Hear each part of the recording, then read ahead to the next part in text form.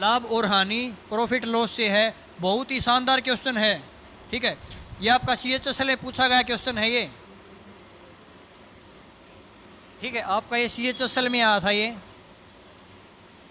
CHSL में पूछा गया क्वेश्चन है ये, ठीक है। और आपको इसका बहुत ही शानदार तरीका बताएंगे, बिल्कुल आसान शब्दों में समझाएंगे इसको। तब तक आप इसका आंसर बताइए, क्या आंसर आएगा। सत्तू थ्रोवर ने बी आंसर दिया है। बहुत जल्दी कर दिया भाई आपने तो क्वेश्चन देखते ही जवाब दे दिया। क्वेश्चन पढ़ देता हूं मैं। क्वेश्चन क्या दे रखे आपको कि एक दुकानदार ने दो वस्तुएं बेची हैं। एक दुकानदार ने दो वस्तुएं बेची हैं। पहली वस्तु का विक्रय मूल्य दूसरी वस्तु के क्रय मूल्य के बराबर है ना। पहली वस्तु का जो विक्रय मूल्य है वो दूसरी वस्तु के क्रय मूल्य के बराबर है। उसने पहली वस्तु को 20% लाभ पर बेच दिया और दूसरी वस्तु को 10% हानि पर बेच दिया। तो उसका कुल लाभ या हानि परसेंट बताना हमें। उन्हें दो वस्तु बेची हैं तो हानि परसेंट या लाभ परसेंट बताना है हमें, ठीक है। तो कैसे करेंगे क्वेश्चन को। तो सबसे पहले आपको देखो क्या दे रखा है कि जो उन्हें पहली वस्तु है ना वो 20% लाभ पर बेची है ना। तो एक बात बताओ, वस्तु थी 100% की, अगर 20% लाभ पर बेची वस्तु तो कितने रुपए में बेची, 120% में बेची। क्या यहाँ तक सभी को समझ आया क्या, एक बार बताओ। अगर वस्तु 100% थी, क्या 100 रुपये की वस्तु थी, अगर 20% लाभ पर बेची है वस्तु तो कितने रुपए में बेची है। ये मान लिया हमने कॉस्ट प्राइस, ठीक है, कि वस्तु 100 रुपये की थी और ये आपका हो जाएगा सेलिंग प्राइस, कि वस्तु का विक्रय मूल्य हो जाएगा, है ना।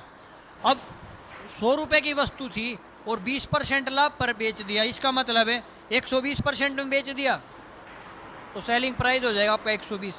आगे क्वेश्चन में क्या कह रहा है, क्वेश्चन में क्या कह रहा है कि दूसरी वस्तु को उसमें उससे पहले आपने एक रकम देखो क्या दे रखा कि पहली वस्तु है ना उसका विक्रय मूल्य दूसरी वस्तु के क्रय मूल्य के बराबर है। जो दूसरी वस्तु है इसका जो विक्रय मूल्य है आपका, ये आपकी पहली वस्तु मान ली हमने, ये आपकी दूसरी वस्तु। क्वेश्चन में कह रहा है कि जो पहली वस्तु का जो विक्रय मूल्य है वो सेकंड वस्तु के, जो पहली वस्तु का विक्रय मूल्य सेकंड वस्तु के क्रय मूल्य के बराबर है। इसका मतलब है क्या है कि जो सेकंड वस्तु है ना उसका क्रय मूल्य है 120। यह क्वेश्चन में दे रखा है ना।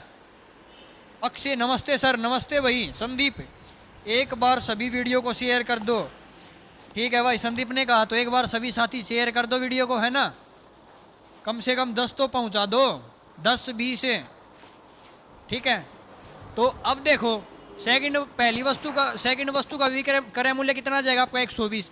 अब सेकंड वस्तु को किस भाव में बेच रहा है, 10% हानि पर बेच रहा है। खरीद ली थी इसने 120 की और 10% हानि पर बेच रहा है। इसका मतलब है 100 रुपये की चीज़ थी, 100% में खरीदी थी और 10% हानि पर बेच रहा है। इसका मतलब 90% में बेच रहा है ना।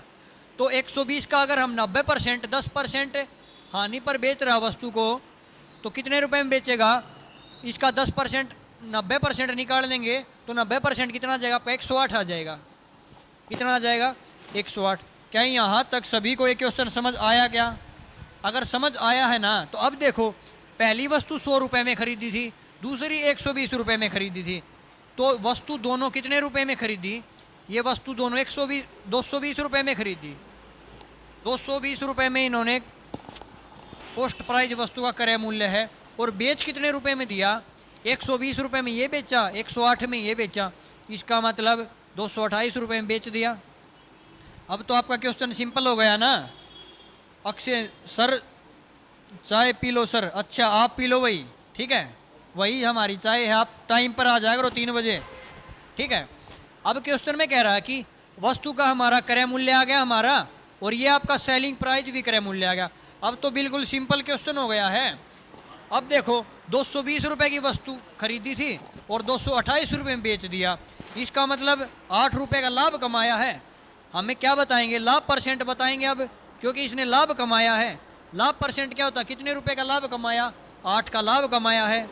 और लाभ और हानि है ना हमेशा कंपेयर क्रय मूल्य से करेंगे, क्योंकि लाभ और हानि हमें क्रय मूल्य पर होती है ना। तो क्रय मूल्य वस्तु का कितना दे रखा है, 220 है। क्रय मूल्य 220 दे रखा है और परसेंटेज बनानी हमें तो गुणा में 100 कर देंगे। अब जो कट रहा है उनको काट देंगे, कुछ नहीं करना, बस 1 0 से 1 0 कट जाएगी आपकी। उसके बाद 2 से काट देंगे इसको 11 पे, 2 से कट जाएगा ये 4 पे। यहाँ तक सभी को समझ आया ना? मल्टीप्लाई कर देंगे आप, कितनी हो जाएगी आपकी? ये हो जाएगा आपका 40/11। तो 40/11 को क्या लिख सकते हैं हम लिख सकते हैं कि 11 33 है और 7 है 40।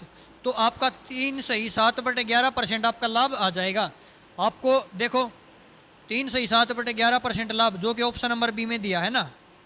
क्या ये क्वेश्चन सभी साथियों को समझ आया क्या?